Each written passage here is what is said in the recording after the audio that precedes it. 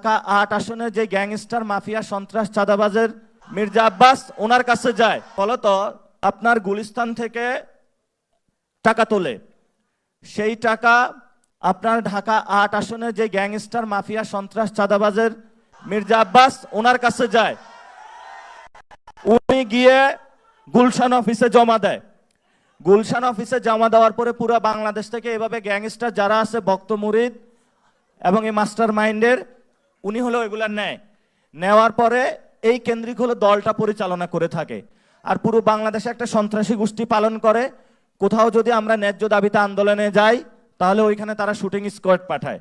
আবারে যদি বাংলাদেশ ব্যাংকে তাদের লোক বসাইতে হয়, লোক পাঠায় বলে ওরে নামায় দেয়, ওরে উঠাইয়া দেয়।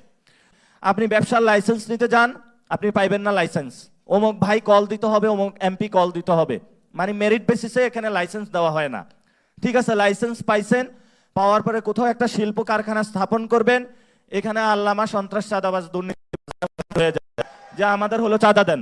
তো ফলত ব্যবসা হলো যদি না হয় তাহলে বাংলাদেশের উন্নয়ন হবে না, এবং একটা তরুণ যদি ব্যবসায়ী না হয় এবং উনি চাকরি দিতে পারবে না।